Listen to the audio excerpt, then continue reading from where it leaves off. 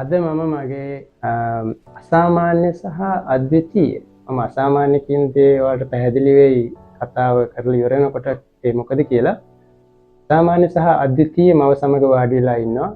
ඇයට දැන් වයස 86ක්. දැන් අපි අපේ අම්මාගේ කතාව අහන්න තමයි ලේස්ති වෙන්නේ.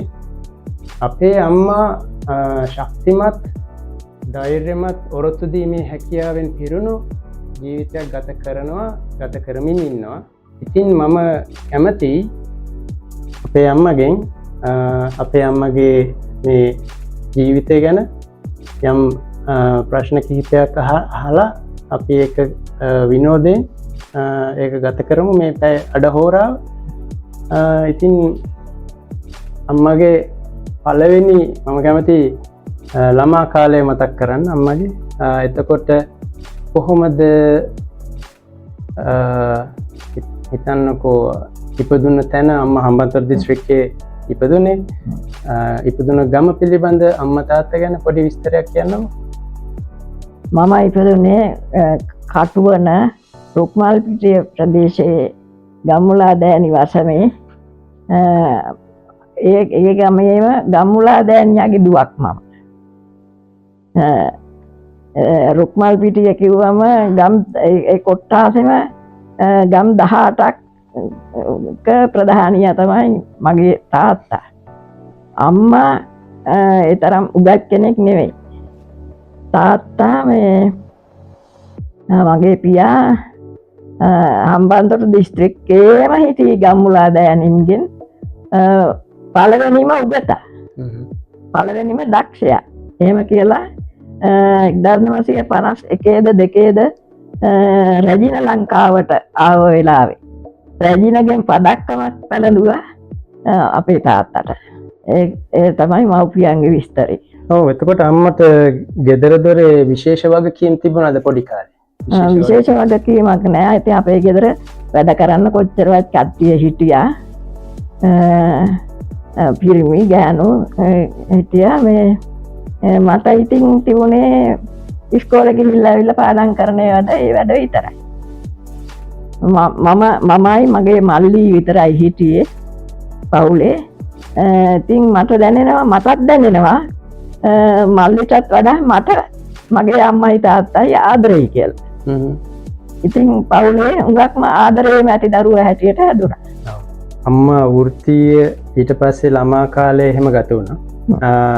අම්මා හොඳට මම දන්නෝ පෞද්ගලිකවම දන්න විදිහට අම්මා හොඳට අපි කියන්නේ බ්‍රයිට් කේස් එකක් කියලා.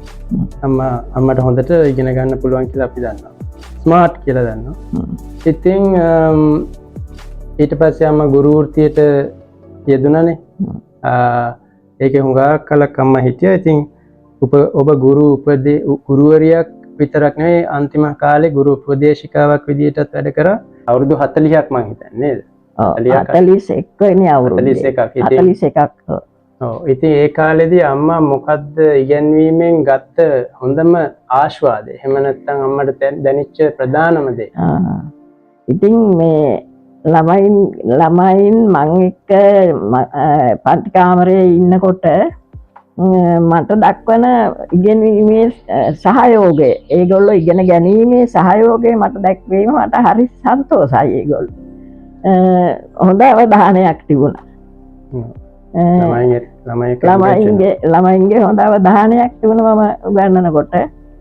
ඒ වගේම මම විශේෂ පමණක් නෙවෙයි ඉගැන්වීමේදී මුළු ජීවිත කාලයටම අදාළ කරුණු කියවෙනවා මගේ අතින්. ඉතින් ඒවා ඒ ළමයි බොහොම අගය කළා. පස්සේකදීත් මේ හම්බ වෙන හැම වෙලේම අනේ අපේ මිස් මේ අපිට අපේ ජීවිතේ මේ අද මේ විදිහට ගත වෙන්නේ අපේ මිස් නිසායි කියලා සතුට කියලා. ඔව්. ඉතින් ගුරුවරියක් කිව්වහම අනිවාර්යයෙන්ම අම්මට 65 70 එහෙම යන කාලෙත් කොච්චර කට්ටියක් ඇවිල්ලා වඳිනවද නේද? අම්මා ඉගෙන ගත්ත. තව ඊළඟට ගුරු උපදේශක කාලේ යන හැම ඉස්කෝලේකදීම අනේ අපේ මැඩම් වන්න එනවා කියලා. ඉතින් හැම කෙනෙක්ම හරිම ආදරේ මට. අපේ මැඩම් කියලා. මේ ඊළඟට මේ මගේ සපත් දෙක ගලවලා කොහේ හරි තියලා මේ දෙක මැඩම්ගේ සපත් දෙක. අම්මට මොකක් හරි තියනවද ඒ කියන්නේ මේ ඒ කාලේ හරි ගෞරවයක් තියෙනවා. ඉගෙන ගන්න කාලේ එහෙම වඩාත්ම විනෝදජනක ශිෂ්‍ය කතාවක්. ඒත් එක්ක පොඩ්ඩක් ෂෙයා කරන්න. එහෙම මොකක් හරි හරිම දගකාර ළමයෙක් හිටියා. සුදු උස මහත මං හිතන්නේ පහේ පන්තියේ හිටියේ ළමයා. ඒ වුණාට අවුරුදු මං හිතන්නේ 17ක් 18ක් විතර වෙනති පහේ හිටියේ. ඔව්. හරිම දඩබ්බරයි, හරි දඟකාරයි. කිසිම ඉගෙනීමට උවමනාවක් නැහැ. අම්මා තාත්තා නැහැ. තාත්තා හිටියා මුදලාලි කෙනෙක්. අම්මා මැරිලා. ඒ පවුලේ ළමයි 4 දෙනෙක් හිටියා. ඒ බාලයා. ඒ ළමයා මට නිතරම මේ දඬුවම් දෙන්න වෙනවා. එතකොට අන්න දඟකාරියක්. කාරයෙක් පිරිමි ළමයෙක් මේ මං හිතන්නේ මගේ තරමටම විතර උස මහතයි. ඉතින් මම වේවැලා අරගෙන මෙහෙම ගෑවුවම අනේ මිස් මට කොච්චර ගැහුවත් මට රිදෙන්නේ නැහැ කියනවා. අන්න ඒක තමයි ඉතාම පුදුම කතාව. ඒක තමයි ඉතින් එහෙම ළමයි කීය දහස් ගානකට උගන්නලා ඇතිනේ අම්මා නේද? දහස් ගානක් දසදහස් ගානක් විතර ඇති. ඉතින් ඔය එක පන්තියක ඉන්නවනේ 50 ගානක් හැමදාම ඒ කාලේ.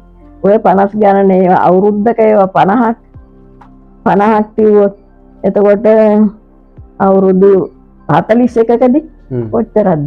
ඔව් ඒක තමයි. අන්න ඒ ඊළඟට මේ ගාල්ල දිස්ත්‍රික්කයේම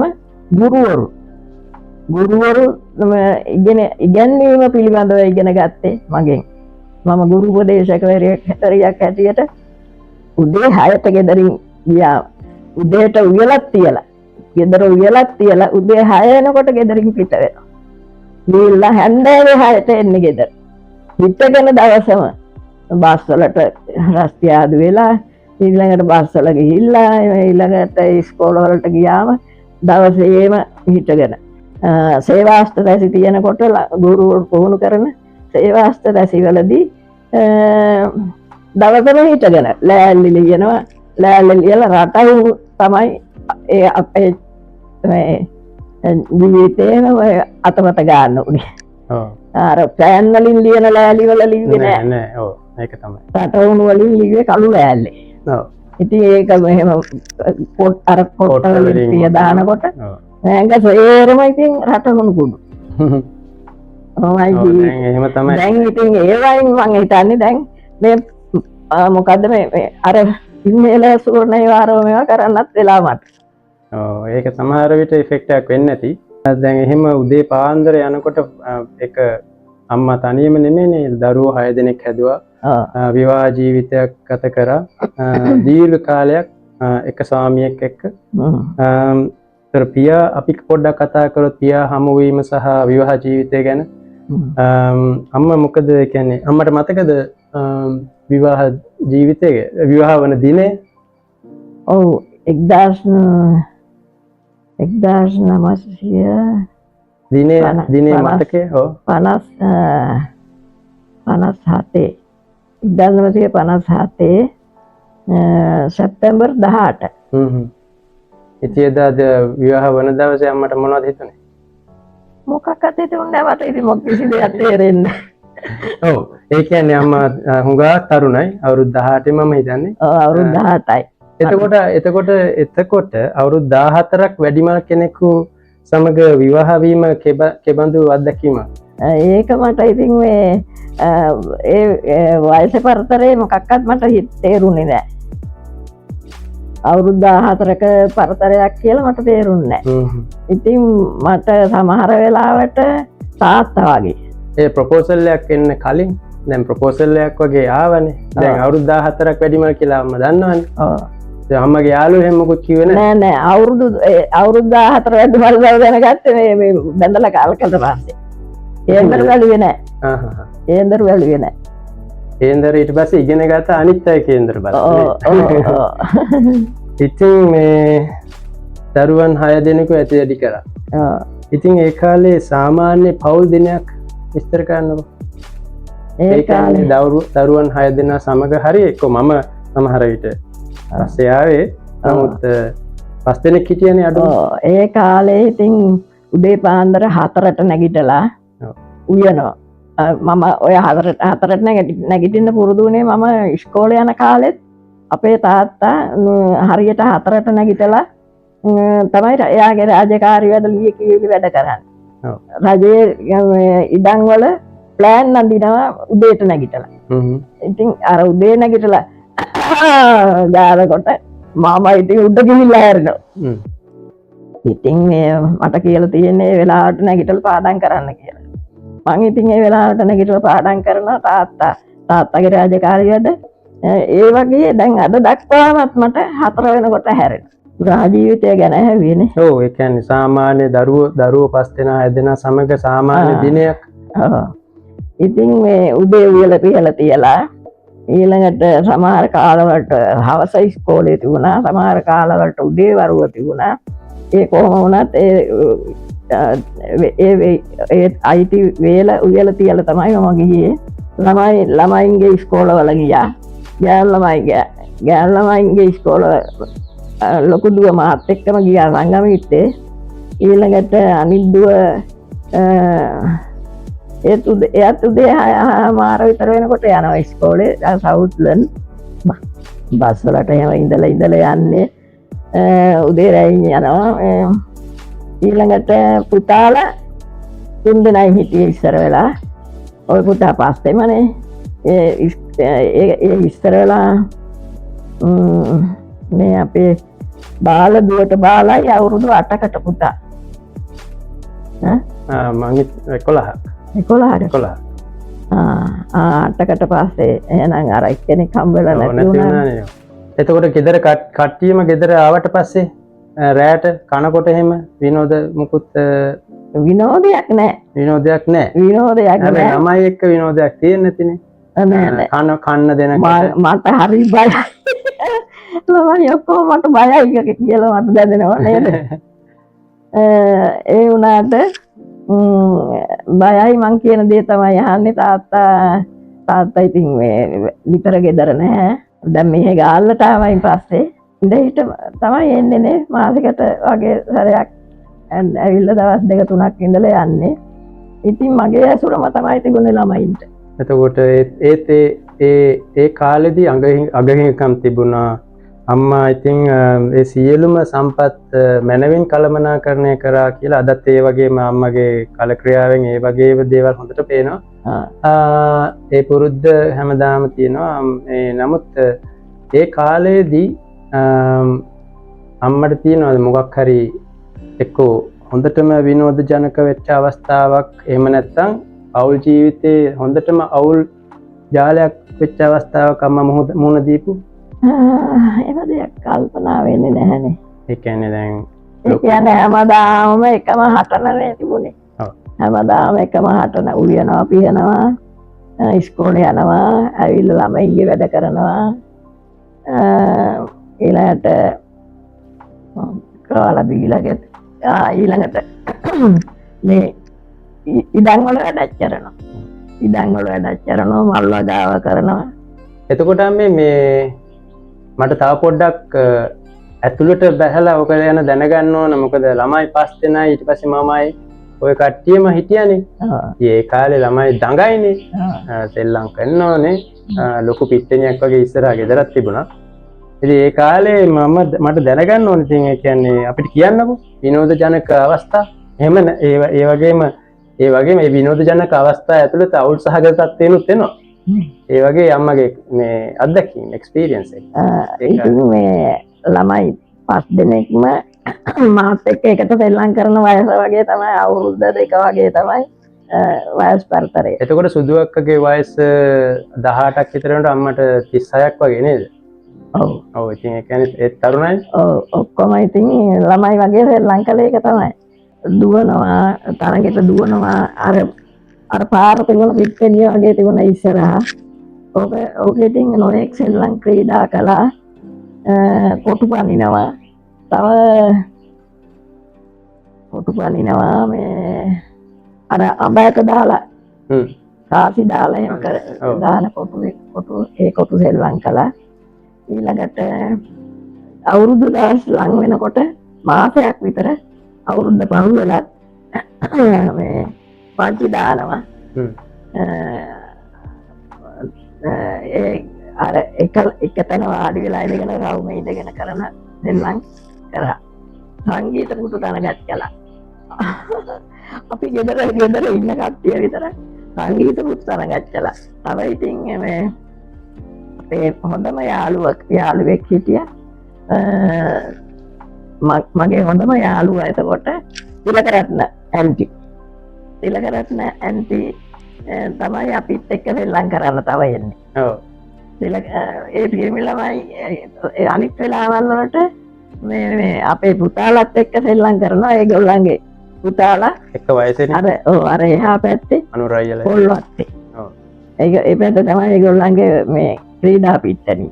මගෙත් ඉතින් පොඩි කාලේ සම්පූර්ණ ක්‍රීඩා පිටිය දැන් සම්පූර්ණ ගෙවල් ගොඩක් හදලා. දැන් ගෙවල් ගොඩක් හදලා. ඉතින් ඒ කාලේ ඒ ගෙඩමත් පාළුවට තිබුණා. ඉතින් ඒක තමයි මේ ඒ තිලකරත්න මහත්තයාගේ ළමයිනුයි මගේ ළමයිනුයි සෙල්ලම් කළේ ක්‍රිකට් ගැහුවා. තව මොනවද දන්නේ නැහැ. ඒගොල්ලන්ගේ ක්‍රීඩා තිබුණේ මේ පැත්තේ. ඉතින් නිතරම ඉතින් අර මිසිස් තිලකරත්න තමයි ඇවිල්ලා අපිත් එක්ක සෙල්ලම් කරන්න සහභාගී වෙන්නේ. වෙන ඉතින් ගෙවල් තිබුණෙත් නෑ මේ හරියේ. ඒ ගෙවල් තිබුණේ සුසිරි අංකල් දන්නවනේ. සුසිරි අංකල් පවුලයි තිලකරත්න පවුලයි මමයි මේ අපි මේ ගුණරත්න පවුල. එච්චරයි ගෙවල් තිබුණේ. ගෙවල් 4යි තිබුණේ, පවුල් 4යි තිබුණේ. ඉතින් අපි 4 ගොල්ලම එක නෑදෑයෝ වගේ සමගියෙන් හිටියා ඒ කාලේ. දැන් නම් ටිකක් ඉතින් ඒ පරණ කට්ටියත් මැරිලා කොහොමද? නෑනේ තිලකරත්න. අලුත් ළමයි ඉන්නේ. ඒ ළමයි එක්ක ඉතින් ඒගොල්ලන්ට සම්බන්ධ වෙච්ච කට්ටිය එක්ක එහෙම දැන් කලින් වගේ ඇසුරක් නෑ. ඒක තමයි. ඉතින් දැන් අම්මා මේ එහෙම පෞල් ජීවිතය ගෙනියන අතරේ දුෂ්කරතා, ආහාර හිඟ, දේශපාලන නොසන්සුන්තාවයන් ඔය සේරම ආවනේ. එහෙම කරගෙන යනට ඔබ කොහොමද ජීවිතය ඉදිරියට ගෙන ගියේ? ඉතින් මට හම්බුනේ රුපියල් 200 ගානයි මාසෙකට වැටුප. පඩිය. ඒ කියන්නේ මාසෙක ටීචර්ගේ වැටුප රුපියල් 200. ඒ කියන්නේ 1940යි. 240යි හම්බුනේ. තාත්තට හම්බුණා රුපියල් 350ක් විතර. ඉතින් ඕකෙන් කීයක් හරි තාත්තත් මට දීලා යනවා. අර 240න් තමයි ඉතින් කොහොම හරිම යැපීම ඉතින් කරගත්තේ මොනවා හරි මේ ඉඩමෙත් මොනවා හරි හිතව ගන්නවා. වතල හිටවනවා, මඤ්ඤොක්ක හිටවනවා.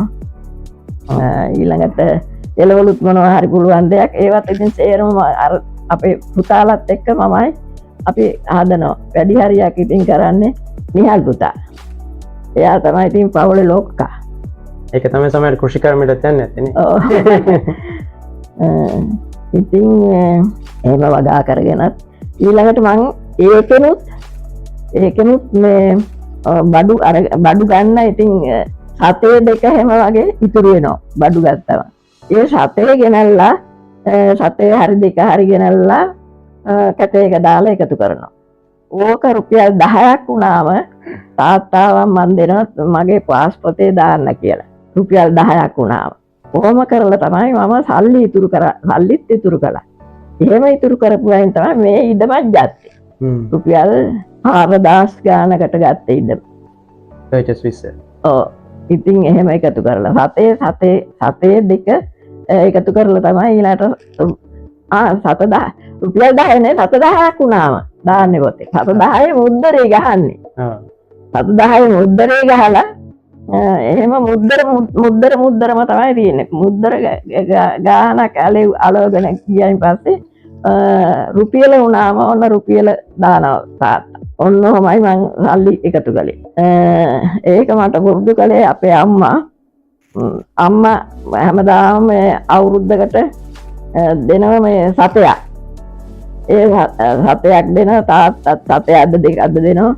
අවුරුද්ද කෑවම අර අලේ කරන වෙලාවට ඒක මම ඉතින් කැටයක දාලා එකතු කළා. එහෙම කරලා ඒත් අර වගේ මුද්දර අලවන්න රස 10ක් ආව තන මුද්දරයක් අලවලා ඒ කාලේ ඉඳලාම ඒක පුරුද්ද තිබුණා. එහෙම තමයි සල්ලි එකතු කළේ. දැන් නම් ලක්ෂ ගාණක් තියෙනවා මට. ඒවා මේ දැන් ළමයින්ට මගේ ඇවෑමෙන් ළමයින්ට බෙදෙන විදිහටත් මම ලියලා තියෙනවා. එහෙම හරීම සකසුරුවම් විදියට ඕගනයිස් විදියට අම්මා ජීවිතේ ගත කරපු නිසා තමයි අම්මගේ ළමයිනුත් මේ එහෙම ඒ අම්මගේ පුරුදු උපයෝගී කරගෙන සංවර්ධනය වෙලා ඉන්නේ. ඉතින් දැන් අම්මට 86ක්නේ 86 පහ වුණා. ඒක හරිම දුලබයිනේ. 86යි මාස 4ක්ද කොහෙද වෙනවා. ඒකනේ දැන් ජීවන පාඩම් තියෙනවා අම්මගේ ගොඩාක්. අම්මා මට කියන්නකෝ ආපහු අම්මගේ ජීවිතය දිහා හැරිලා බැලුවොත් අම්මා මොකද්ද වැඩියෙන්ම ආඩම්බර වෙන්නේ? මගේ ළමයි 6 දෙනාම අද කිසිම රටට කරදරයක් ලෝකෙටම කරදරයක් නැතුව තමන්ටත් කරදරයක් නැතුව හොඳින් ජීවත් වීම ගැන මට හරිය ආඩම්බරයි. ඒ මගේ උත්සාහයයි කියලාමත් මට ආඩම්බරයි. එහෙමයි. ඔය ඒක තමයි ඒක ඇත්ත. ඔබේ දරුවන් 6 දෙනාගේ නම කියන්නකෝ. මගේ වැඩිමල්ම දුව ස්වර්ණා මුණසිංහ දිසානායක. ඔය මේ ඒ නම් තියන්න හේතුත් ඉතින් කියන්න ඕන නෑනේ. මට ඕන කියන්න. ලොකු දුව හම්බුණු වෙලාවේ ඉතින් මේ තාත්තගේ ඉඳලා තියෙනවා මේ හුඟක්ම තාත්තා ආදරය කරන ඥාති පවුලක ලස්සන ගෑල්ලවෙක් තාත්තා කියන්නේ නංගි කියලා. එයාගේ නම ස්වර්ණ. ඒ නිසාලු ඒ නම තියුවේ. ඊළඟට ඉතින් මේ ස්වර්ණ. ඊළඟට නිහාල් මුණසිංහ දිසානායක. එයා හම්බ වෙන වෙලාවේ තාත්තට කෝල් එකක් ආවා. තැපැල් කන්තෝරුවේ පුහුණු වෙන්න යන්න. වලස්මුල්ලේ තැපැල් කන්තෝරුවේ පුහුණු වෙන්න යන්න. ඒක ආවම ඉතින් මේ තාත්තා ඉතින් ළමයා එහෙම ඇඳ උඩ තියලා හැමතිස්සෙම ඒ නිහාල් පුතා 3 මාසයක් යනකම් බිම තිව්වෙම නැහැ. අතේම තමයි අපි දෙන්නගෙන් කාගේ හරි අතේ ඉතින් කිරිපොවන්නේ මෙහෙම කිරි බීගෙන ඇවිදිනවා මේ කිරිපොවපුවා. ඊළඟට ඉස්සල්ලාම වැඩ බාර ගන්න තිබුණ දවසේ ඊළඟට තාත්තට. ඒත් ඉතින් ඒ වෙලාවේ මේ නිහාල් පුතා අතේ. ඒ අර ඉතින් මටත් මොනවද වැඩ වගේක්. ළමයා එහෙම අඬද්දි අද උඩම තියලා ඉතින් ගියා. ඊළඟට එයා ඉතින් එයාට බඩේලියාමකුත් තිබුණා. 3 මාසයක්ම බඩේලියාමක් තිබුණා. ඔන්න ඕවා නිසාත් එක්ක එයා ඒ කාලේ ඉඳලාම මේ බොහොම මේ දුර්වල විදියට හිටියේ. පස්සේ නම් ඉතින් බඩගෙඩියත් එම ඒකේ මේ ඊට පස්සේ හොඳ ශක්තිමත් වුණා නේ. ඔව් ඉතින් ඊළඟට මේ ඒ කොහෙද මේ රිච්මන්ඩ් යද්දී ක්‍රීඩා තරඟවලට එහෙම හොඳට ඉතින් ක්‍රීඩකයෙක් විදියට ඉතින් හිටියා. ඊළඟට 3 වෙනියා තිලක් පුතා. තිලක් චන්ද්‍රලාල් මුණසිංහ දිසානායක. එතකොට අකුරු වලට අනුව තමයි නම් තිබ්බේ. කාටත් උපන් වෙලාවේ එන අකුරු වලට අනුව නම් තිබ්බේ. තිලක් චන්ද්‍රලාල් මුණසිංහ දිසානායක. ඒ අපේ කටුවන ගෙයි නම තිබුණේ ඉස්සරලා එයාගේ නමේ තිලක කියලා. ඊළඟට 4 වෙනියා ජයන්ත් මුණසිංහ ස්වර්ණ ජයන්ත් මුණසිංහ දිසානායක. එයාට ස්වර්ණ ජයන්ත් කියලා මමමයි නම තියුවේ. අර වැඩිමල් දෙන්නට විතරයි තාත්තා නම තියුවේ. අනික් කට්ටියට මම තමයි නම් තියුවේ. ස්වර්ණ ජයන්ත් කියලා නම තියුවේ. රත්තරන් දිලිසෙන රත්තරන්. ඒ වගේම එයාගේ ජීවිතේම රත්තරන් වලට එයා රත්තරන් වලින් දිලිසි ඉන්න කැමති. ඒ වගේම තමයි මම ඒ තියුව නමත්. ඉතින් එයා සතුටින් ඉන්නවා. ඊළඟ එක්කෙනා තමයි කුමුදුනි වසන්තා කුමුදුනි මුණසිංහ දිසානායක. එයාට එහෙම නම තිබ්බේ මම වසන්තා කියන්නේ වසන්ත කියන්නේ අවුරුදු කාලෙනේ. අප්‍රේල් වල ඉපදුනේ. ඒ නිසා වසන්තා කියලා නම තිබ්බා. ඊළඟට කුමුදුනී කියන්නේ රෑ 11යි ගානකට හම්බුනේ. කුමුදු මල් පිපෙන වෙලාවනේ. එයන්නේ නිසා මම ඔය අකුරු දෙකත් එහෙම ආවා ඒ වෙලාවේ. මේ උපන් වෙලාවට. ඉතින් කුමුදුනී කියලා කිව්වේ එතකොට වසන්ත කාලයේ පිපුණු කුමුදු මල. ඊළඟට එයාට අවුරුදු 8කට පස්සේ හම්බුණා බබෙක්. අනේ ඉතින් හරි මම එතකොට ට්‍රේනින් කොලෙජ් තේරිලා. එතකොට අත්තච්චිය කිය හිටියා ඒ බබා ගෙනහිල්ලා හදා ගන්නම් කියලා. හම්බ වෙන්න ඉද්දි කිය හිටියේ. ඒ බබා හම්බ වෙලා පස්සෙන්ද වෙනකොට නැති වුණා. ඊළඟට ඊට අවුරුදු 3කින් තමයි හම්බුනේ ප්‍රදීප් චූලතාරක මොනසිංහ දිසානායක. ඒ නම තියන්න හේතුව ප්‍රදීප් කියන්නේ බබලන, චූල කියන්නේ පොඩි, තරුව කියන්නේ තාරක කියන්නේ තරුව. බබලන කුඩා තරුව. එන පවුලේ පොඩි බාලයා. ඔව් බාලයා. කියලා අම්මා දැනගෙන හිටියා. ඔව්. නෑ ඉතින් ඊට පස්සේ ඉතින් නිකම්ම මේ හම්බ වෙන එක නවතුණා නෙමෙයි. හම්බ වුණා නම් හම්බ වෙයි මට 15ක් විතර. ඔව්. ඉතින් ඒ ගමන ඉතින් නැවතුවා. ඉතින් ඒ නිසා තමයි එතනින් පස්සේ මේ මට මේ ගොඩක් ලෙඩ අර ස්වාභාවික හෝමෝන නිපදවීම නැහැනේ. ඒ නිසා ඉතින් එන් පස්සේ මම ඉතින් ශක්තිය අඩු වුණා. ඒත් ඉතින් හැබැයි ධෛර්යය අඩු වුණේ නැහැ. ශරීර ශක්තිය අඩු වුණා, ධෛර්යය අඩු වුණේ නැහැ. උද්‍යෝගය අඩු වුණෙත් නැහැ. ඉස්කෝලේ ගිහිල්ලා ආව වෙලේ ඉඳලා වවන කියන ඒවා කරනවා. ඊළඟට ගෙවල් හදනවා. මේ ගේ හැදුවේ තාත්තා එහෙ කටුවනේ හිටියේ. ඉන්නකොට. ගේ හැදුවේ ගේ ප්ලෑන් ඇන්දෙත් මම. ප්ලෑන් ඇඳලා අර ප්ලෑන් පාස් කරන්න අඳින කෙනෙකුට දුන්නයි පස්සේ එයා ඊළඟට අර ඒ අනුව තමයි මම දුන්නු කටු සැලැස්ම අනුව තමයි එයා මේ ගේ සැලැස්ම හැදුවේ. ඊළඟට ගේ ප්ලෑන්ත් මම ඇඳලා මේ ඊළඟට ඉතින් බඩු ගේන්න යනවා, ගල් ගේන්න යනවා, ලී ගේන්න යනවා. සේරම ගෙනල්ලා මේකේ දාගෙන මමයි ළමයි පොඩි අයව හිටියේ. මේ කටුමැටි ගයක් ගහලා උතන කොල්ලතු වහලක් ගහලා ඒ ගෙයක ඉන්න තිබුණා. අර සීයාගේ ගෙයි ඉන්න තිබුණා.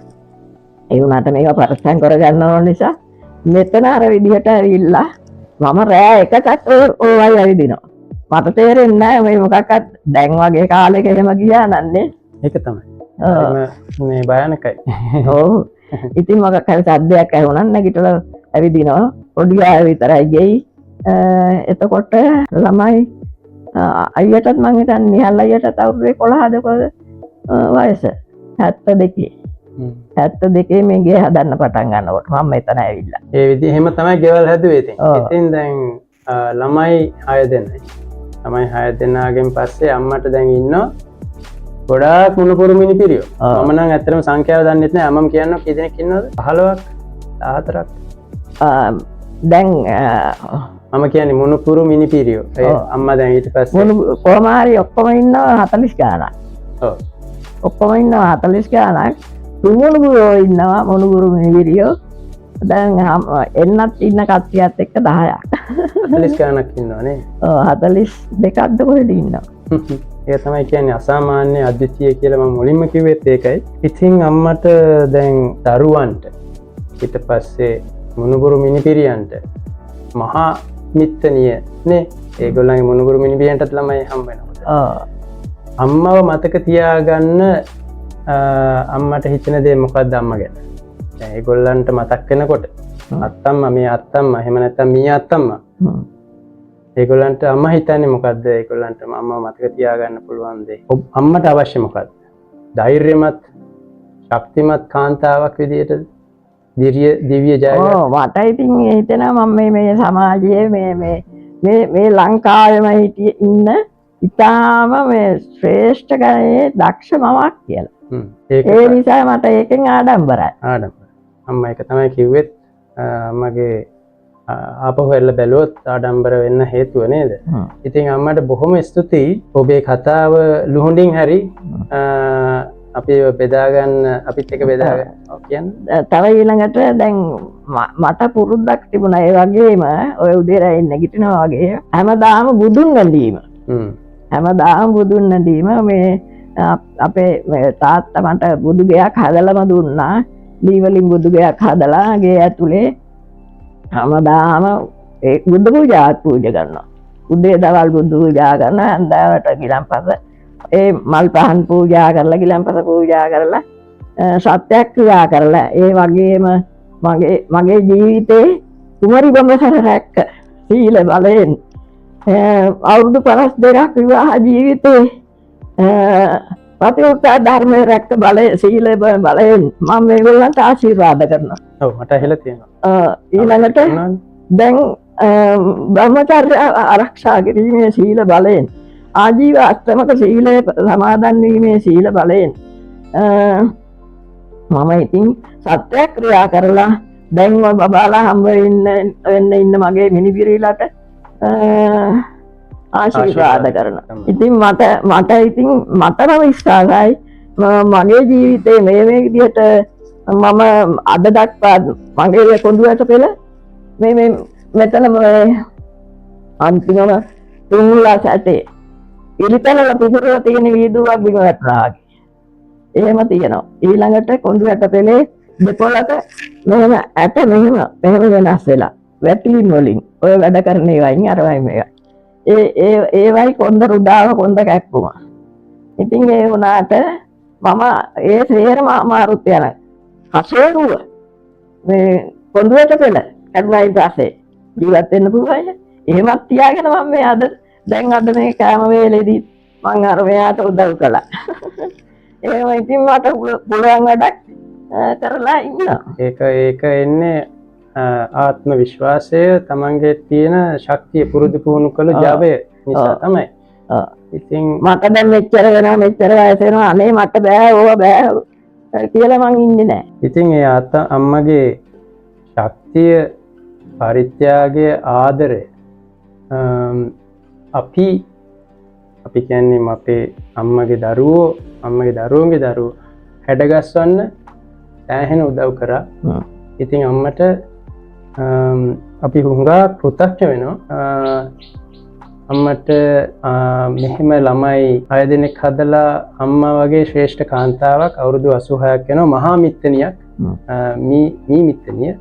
ඉතින් දැන් ඔබ ජීවිතේ සැදැසුවේ ගෙවමින් ඉන්නවා. ඉතින් දැන් මේ භෞතික ජීවිතේ ඔබ කරන්න ඕන ටික සේරම නොපිරිහෙලා ඉටු කරා කවදාවත් තමන් ගැන හිතන්නේ නැතුව තමන්ගේ දරුවන් ගැන හිතලා ඒගොල්ලන්ට කරන්න ඕන දේවල් නොපිරිහෙලා ඉටු කරා තාත්තත් එක්ක. ඉතින් දැන් ආධ්‍යාත්මික ජීවිතය තවදුරටත් පුළුවන් විදියට අම්මා ඔපනංවා ගන්න අපිත් ඔපනංවා ගන්න try කරනවා. අම්මට ඉතින් අද පිරි ආදරය සහ තව ඉතින් හැබැයි ඉතින් තාත්තත් ඉතින් පුළුවන් ධෛර්යය දැම්ම මේ පවුල ගෙනියන්න. අනිවාර්යයෙන්. ඔව් මම දැන් අම්මා දැනට ජීවිතුන් අතර ඉන්නවනේ. ඒක නිසා තමයි මෙහෙම දෙයක් කරන්න හිතුවේ. තාත්තා හිතුවට කලින් මම ඇත්තටම හිතුවට කලින් මිය ගියා. 2000 ඔව් අපිත් හිතුවේ නෑ ඔය වයසෙන් මිය. ඉතින් ඒක එහෙම unexpected දෙයක්. නමුත් එහෙම තමයි ඉතින් ජීවිතේ හැටිනේ. ඉතින් දැන් ඒ අවුරුදු 40 ගානක් අම්මා එහෙම ජීවත් වුණා තාත්තත් සමග එකට. එහෙම කළා තමයි දහදිය හෙලලා 52ක් excuse me 52ක් ජීවත් වුණා එකට. ඉතින් ඒ කරපු ගොඩනගපු ෆවුන්ඩේෂන් එක අත්තිවාරම නිසා තමයි අපි අද මෙහෙම ඉන්නේ. ඉතින් අම්මට බොහොම කෘතඥ වෙනවා. thank you for coming. ඉතින් එහෙනම් අපි දැනට සමගමු. නමුත් මෙතන ඉන්නවා මේ ඉන්ටර්විව් එක මේ කරන අතරේ ඇවිල්ලා ඉන්නවා අපේ මගේ සහෝදරියක් ඉන්නවා. එයාගේ දූල පුතාලා ඉන්නවා. ඊට පස්සේ ලොකු අක්කගේ පුතෙක් ඉන්නවා. එයාගේ වයිෆ් ඉන්නවා. එයා වයිෆ් දැන් ශෙහානි දුව ළමෙක් බලාපොරොත්තුවෙන් ඉන්නවා. එතකොට තව මීමෙත්තනිය තව ගානක් ඇඩ් වෙනවා නේද? 40 ගානක්. ඉතින් ඒ වගේ මම ඒගොල්ලන්ටත් ආරාධනා කරනවා. ඉතින් ඇවිල්ලා ඔබ අවස්ථාවට එක්වන්න කියලා. එහෙමනම් අම්මේ එරුවන් සරණයි.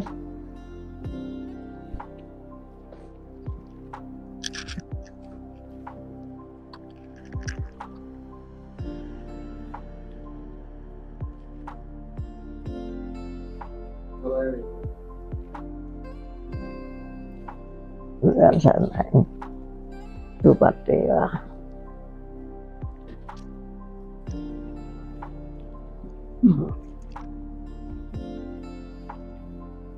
සුවපත් වේවා.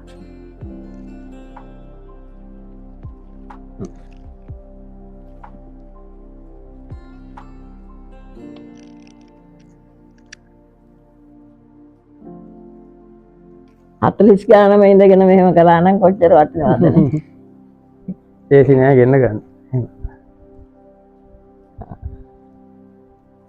දෙවියන් සරණයි. සුවපත් වේවා.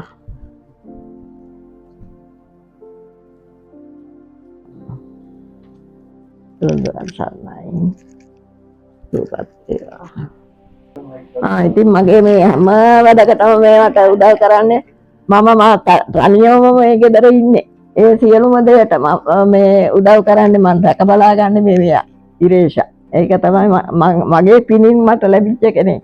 මේ දැනට අපේ අම්මට ඉන්න ලොකුම හොඳම හිතවතා අතරම දුව වගේනේ ඉරේෂා තමයි අම්මව දැන් බලාගන්නේ ගෙදර ඉඳගෙන. ඉතින් ඇත්තටම මේ අපේ පවුලෙම කෙනෙක් වගේ තමයි අපිට හැංගෙන්නේ. එතකොට මේ අම්මා විතාම ආදරෙන් බලා ගන්නවා. ඇත්තටම ඉතින් ඉරේෂා අම්මා බලා ගන්න හින්දා තමයි අපි පොඩ්ඩක් නිදහසේ ඉන්නවා. ඇත්තටම ඉරේෂා කියන්නේ අපිට ඉතාම වටින පුද්ගලයෙක්. අපේ මුළු පවුලටම. ඉතින් අපේ මල්ලි කිව්වා වගේ අපේ විශිෂ්ට ශ්‍රේෂ්ඨ අද්විතීය අම්මව බලාගන්නේ මේ ඉරේෂා තමයි. ඉතින් මෙයාගේ ස්වාමි පුරුෂයාත් මේ හරි කැමති මේ ලොකු පිනක් කරගන්නවා කියලා මෙහෙම මේ වැඩවලට එවන්න. එයාත් ඉතින් හරි හිත සතුටින් ඒවා කරනවා. මම නාවනවා. මගේ ඇඟේ මුළු ඇඟේම බෙහෙත් ජාත් ගන්නවා. ඉතින් මේ මම මගේ කාමරේ ඉන්නේ තනියම රැට. මේ ගෙයි මම ඉන්නේ තනියම. හදිසියක් කරදරයක් මොකක් හරි ප්‍රශ්නයක් වුණාම මගේ කාමරේ ජනේලේ ඇරලා ජනේලෙට තට්ටු කරලා ඉරේෂා කිව්ව ගමන් දොරකඩට එනවා. ඉතින් මගේ ප්‍රශ්නේ කියනවා ඔන්න එහෙම. ඉතින් රැට වුණත් ඉතින් මොකක් හරි දෙයකට ඉදිරිපත් වෙනවා. ඉතින් මගේ පිනට වාසනාවට ලැබිච්ච ඒ වගේම මේ ඔය ඇනෙක්සියට ආපු ඔක්කොම මට එහෙම උදව් කළා. ඔක්කොම මට උදව් කළා. විශේෂයෙන්ම මේ ඉරේෂා විශේෂ පුද්ගලයෙක් මට. වටිනම කෙනෙක්. ඒක මට සන්තෝෂයි. හරි.